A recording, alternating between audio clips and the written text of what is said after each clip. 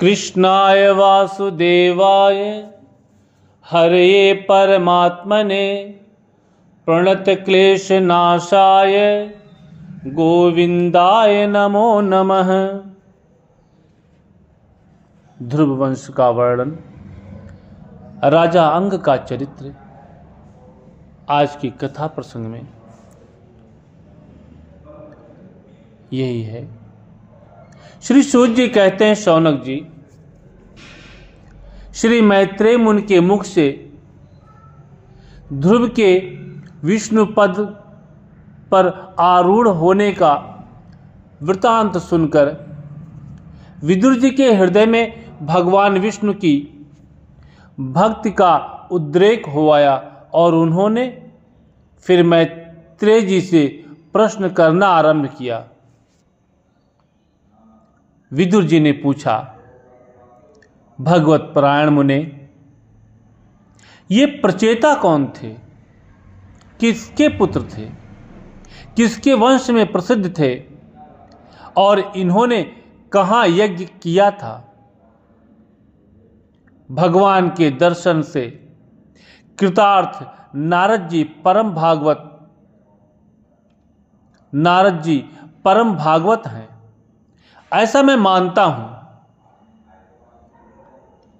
उन्होंने पंचरात्र का निर्माण करके श्री हरि की पूजा पद्धति रूप क्रिया योग का उपदेश किया है।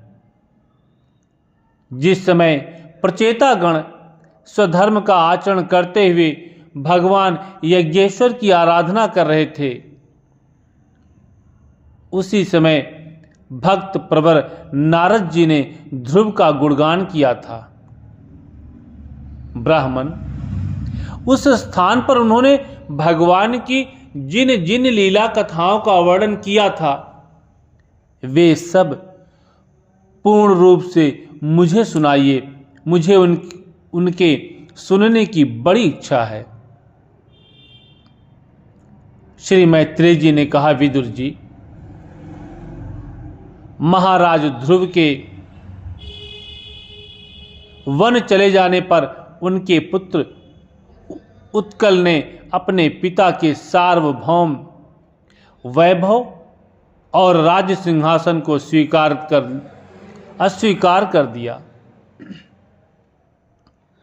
वह जन्म से ही शांत चित्त, आसक्ति शून्य और समदर्शी था तथा संपूर्ण लोकों को अपनी आत्मा में और अपनी आत्मा को संपूर्ण लोकों में स्थित देखता था। उसके अंतःकरण का वासना रूप मल अखंड योगाग्नि से भस्म हो गया था। इसलिए वह अपनी आत्मा को विशुद्ध बोध रस के साथ अभिन्न आनंदमय और सर्वत्र व्याप्त देखता था। सब प्रकार के भेद से रहित प्रशांत ब्रह्म को ही वह अपना स्वरूप समझता था तथा अपनी आत्मा से भिन्न कुछ भी नहीं देखता था। वह अज्ञानियों को रास्ते आदि साधारण स्थानों में बिना लपट की आग के समान मूर्ख, अंधा, बहरा, पागल अथवा गूंगा सा प्रतीत होता था। वास्तव में ऐसा था नहीं। इसलिए कुल के बड़े बूढ़े तथा मंत्रियों ने उसे मूर्ख और पागल समझकर उसके छोटे भाई भ्रमिपुत्र वत्सर को राजा बनाया। वत्सर की प्रेसी भार्या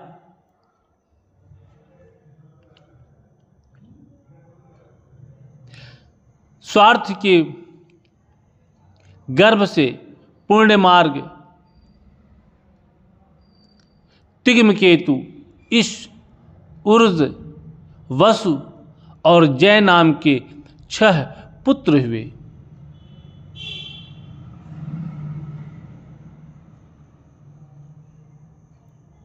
पुष्पाण के प्रभा और दोषा नाम की 2 स्त्रियां थीं।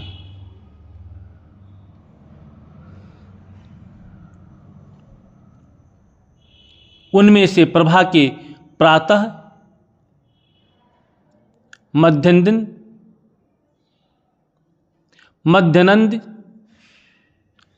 और सायं ये 3 पुत्र हुए।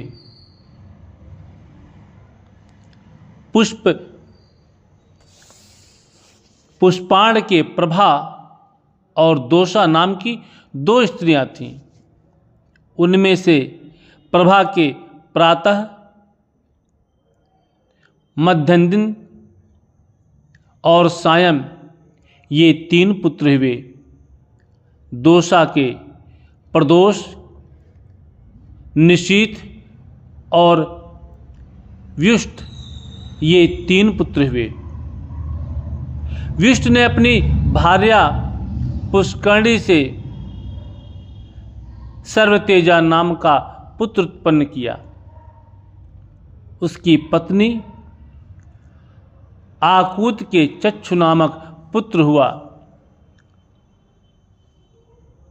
चाक्षुष मनवंतर में वही मन हुआ। चक्षु मनु की स्त्री नगुला से पूर्व कुत्स, तृत, द्युम्न, सत्यवान, ऋत, व्रत, अग्निष्टोम, अतिरात्र, प्रद्युम्न, शिबी और उल्मुख ये 12 सत्वगुणी बालक उत्पन्न हुए। इनमें उल्मुख ने अपनी पत्नी पुष्करणी से अंग, सुमना, ख्याति, क्रतु, अंगिरा और गय ये 6 उत्तम पुत्र उत्पन्न किए। अंग की पत्नी सुनीता ने क्रूरकर्मा वेन को जन्म दिया, जिसकी दुष्टता से उद्विग्न होकर राजर्षि अंग नगर छोड़कर चले गए थे। प्यारे विदुर जी, मुनियों के वाक्य वज्र के समान अमोघ होते हैं। उन्होंने कुपित होकर वेन को शाप दिया और जब वह मर गया तब कोई राजा न रहने के कारण लोक में लुटेरों के द्वारा प्रजा को बहुत कष्ट होने लगा। यह देखकर उन्होंने वेन की दाहिनी भुजा का मंथन किया,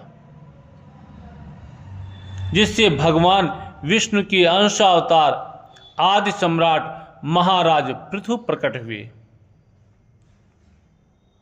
विदुर जी ने पूछा, ब्राह्मण, महाराज अंग तो बड़े शील संपन्न, साध स्वभाव, ब्राह्मण भक्त और महात्मा थे। उनके वेन जैसा दुष्ट पुत्र कैसे हुआ, जिसके कारण दुखी होकर उन्हें नगर छोड़ना पड़ा? राजदंडधारी वेन का भी ऐसा क्या अपराध था जो धर्मज मुनीश्वरों ने उसके प्रति शाप रूप ब्रह्मदंड का प्रयोग किया? प्रजा का कर्तव्य है कि वह प्रजापालक राजा से कोई पाप बन जाए तो भी उसका तिरस्कार न करे, क्योंकि वह अपने प्रभाव से 8 लोकपालों के तेज को धारण करता है। ब्राह्मण, आप भूत भविष्य की बातें जानने वालों में सर्वश्रेष्ठ हैं, इसलिए आप मुझे सुनीता के पुत्र वेन की सब करतूतें सुनाइए। मैं आपका श्रद्धालु भक्त हूं। श्री मैत्रेय जी ने कहा, विदुर जी, एक बार राजर्षि अंग ने अश्वमेध महायज्ञ का अनुष्ठान किया। उसमें वेदवादी ब्राह्मणों के आवाहन करने पर भी देवता लोग अपना भाग लेने नहीं आए। तब ऋतुजों ने विस्मित होकर यजमान अंग से कहा, राजन, हम आहुतियों के रूप में आपका जो घृत आदि पदार्थ हवन कर रहे हैं उसे देवता लोग स्वीकार नहीं करते। हम जानते हैं कि आपकी होम सामग्री दूषित नहीं है, आपने उसे बड़ी श्रद्धा से जुटाया है तथा वेद मंत्र भी किसी प्रकार बलहीन नहीं है, क्योंकि उसका प्रयोग करने वाले ऋतुजगण याजकोचित सभी नियमों का पूर्णतः पालन करते हैं। हमें ऐसी कोई बात नहीं दिखती कि इस यज्ञ में देवताओं का किंचित भी तिरस्कार हुआ है। फिर भी कर्माध्यक्ष हो देवता लोग क्यों अपना भाग नहीं ले रहे हैं? श्री मैत्रेय जी कहते हैं, ऋतुजों की बात सुनकर यजमान अंग बहुत उदास हुए। तब उन्होंने याजकों की अनुमति से मौन तोड़कर सदस्यों से पूछा, सदस्यों, देवता लोग आवाहन करने पर भी यज्ञ में नहीं आ रहे हैं और न सोम पात्र ही ग्रहण करते हैं। आप बतलाइए, मुझसे ऐसा क्या अपराध हुआ है? सदस्यों ने कहा, राजन, इस जन्म में तो आपसे तनिक भी अपराध नहीं हुआ है। हाँ, पूर्व जन्म का एक अपराध अवश्य है, जिसके कारण आप ऐसे सर्वगुण संपन्न होने पर भी पुत्रहीन हैं। आपका कल्याण हो, इसलिए पहले आप सुपुत्र प्राप्त करने का कोई उपाय कीजिए। यदि आप पुत्र की कामना से यज्ञ करेंगे तो भगवान यज्ञेश्वर आपको अवश्य पुत्र प्रदान करेंगे।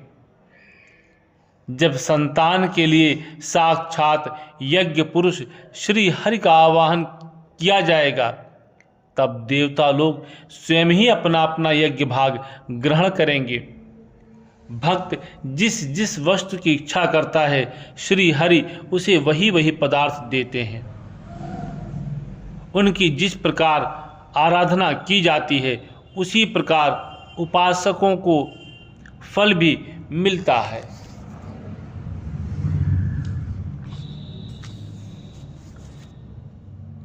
इस प्रकार राजा अंग को पुत्र प्राप्ति कराने का निश्चय कर ऋतुजों ने पशु में यज्ञ रूप से रहने वाले श्री विष्णु भगवान के पूजन के लिए पुरोडास नामक चरु समर्पण किया। अग्नि में आहुति डालते ही अग्निकुंड से सोने के हार और शुभ वस्त्रों से विभूषित एक पुरुष प्रकट हुए। वे स्वर्ण पात्र में सिद्ध खीर लिए हुए थे। उदार बुद्धि राजा अंग ने याजकों की अनुमति से अपनी अंजल में वह खीर ले ली और उसे स्वयं सूंघकर प्रसन्नतापूर्वक अपनी पत्नी को दे दिया। पुत्रहीना रानी ने वह पुत्र प्रदायिनी खीर खाकर अपने पति के सहवास से गर्भ धारण किया। उससे यथा समय उसके एक पुत्र हुआ।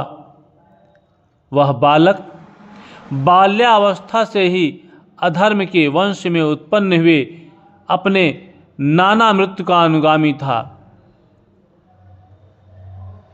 अर्थात सुनीता मृत्यु की ही पुत्री थी, इसलिए वह भी अधार्मिक ही हुआ। वह दुष्ट बालक धनुष बाण चढ़ाकर वन में जाता और व्याध के समान बेचारे भोले भाले हरणों की हत्या करता। उसे देखते ही पुरवासी लोग वेन आया कहकर पुकार उठते। वह ऐसा क्रूर और निर्दयी था कि मैदान में खेलते हुए अपनी बराबरी के बालकों को पशुओं की भांति बलात् मार डालता। वेन की ऐसी दुष्ट प्रकृति देखकर महाराजा अंग ने उसे तरह तरह से सुधारने की चेष्टा की, परंतु वे उसे सुमार्ग पर लाने में समर्थ नहीं हुए।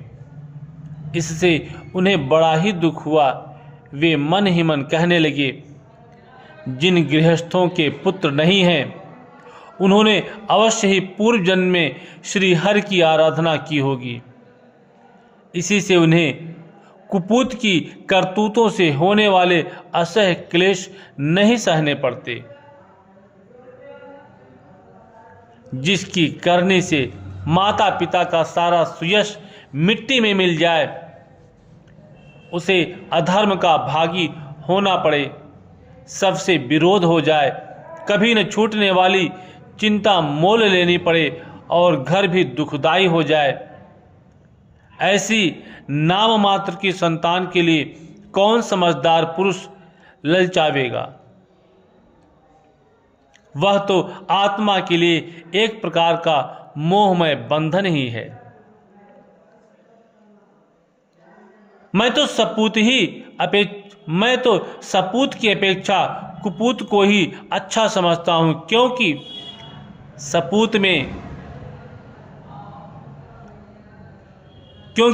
सपूत को छोड़ने में बड़ा क्लेश होता है।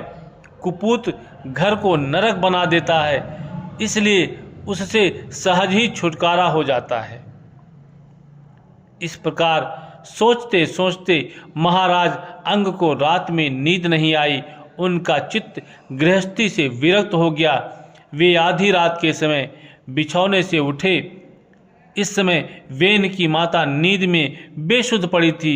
राजा ने सबका मुंह छोड़ दिया और उसी समय किसी को भी न मालूम हो, इस प्रकार चुपचाप उस महान ऐश्वर्य से भरे राजमहल से निकलकर वन को चल दिए।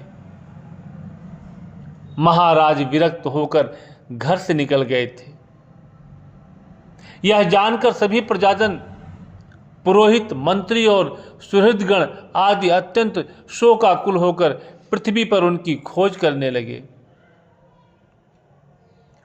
ठीक वैसे ही जैसे योग का यथार्थ रहस्य न जानने वाले पुरुष अपने हृदय में छिपे हुए भगवान को बाहर खोजते हैं। जब उन्हें अपने स्वामी का कहीं पता न लगा, तब वे निराश होकर नगर लौट आए और वहां जो मुनिजन एकत्रित हुए थे, वे यथावत प्रणाम करके उन्होंने आंखों में आंसू भरकर महाराज के न मिलने का वृत्तांत सुनाया। श्री कृष्ण गोविंद हरे मुरारे, हे नाथ नारायण वासुदेवाय। श्री कृष्ण गोविंद हरे मुरारे, हे नाथ नारायण वासुदेवाय।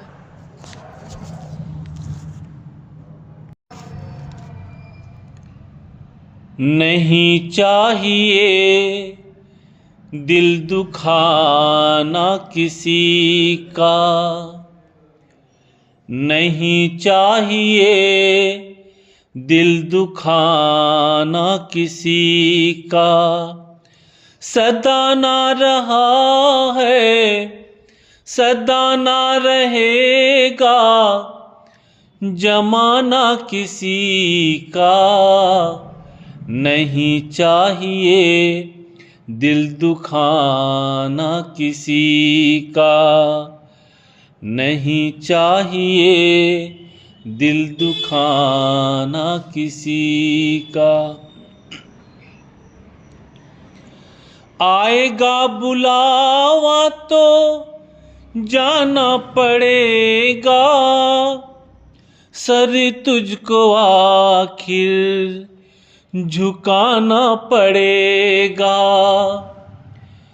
आएगा बुलावा तो जाना पड़ेगा, सर तुझको आखिर झुकाना पड़ेगा।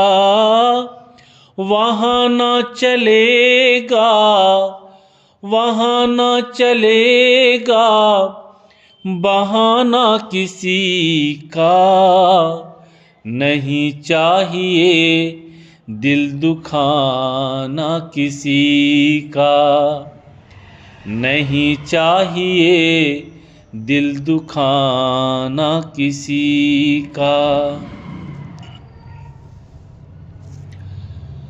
शोहरत तुम्हारी बह जाएगी, ये दौलत यहीं पर रह जाएगी, ये शोहरत तुम्हारी बह जाएगी, ये दौलत यहीं पर रह जाएगी, ये नहीं साथ जाता, नहीं साथ जाता खजाना किसी का, नहीं चाहिए दिल दुखाना किसी का, नहीं चाहिए दिल दुखाना किसी का।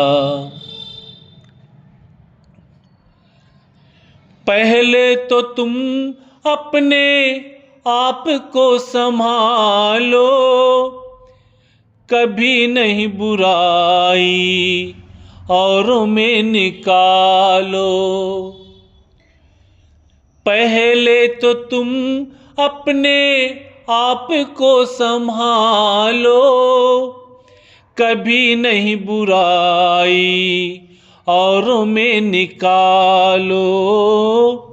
बुरा है बुरा जग में, बुरा है बुरा जग में बताना किसी का, नहीं चाहिए दिल दुखाना किसी का, नहीं चाहिए दिल दुखाना किसी का।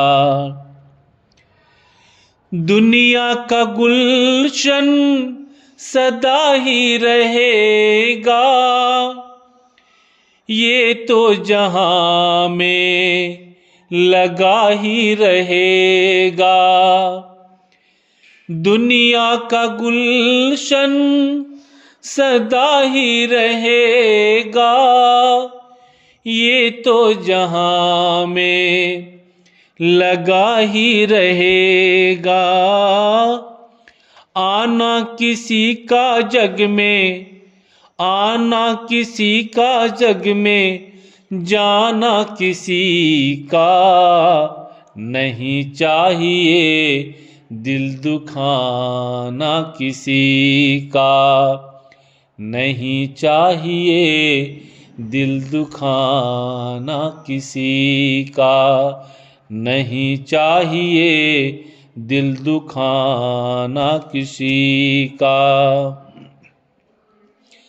श्री राधा श्री श्री रम्या कृष्ण मंत्रा देवता सर्वाद्या सर्वंद्या वृंदावन विहारिणी, वृंदा राधा रमा अशेष गोपी मंडल पूजिता, सत्या सत्यपरा सत्य भामा श्री कृष्ण वल्लभा, वृषभानुसुता गोपी मूल प्रकृतीश्वरी, गांधर्वा राधिका रम्या रुक्मिणी परमेश्वरी, परात्पर तरा पूर्णा पूर्ण चंद्रविमान्ना, भुक्ति मुक्ति प्रदा भव व्याधि विनाशिनी। श्री राधा श्री राधा श्री राधा।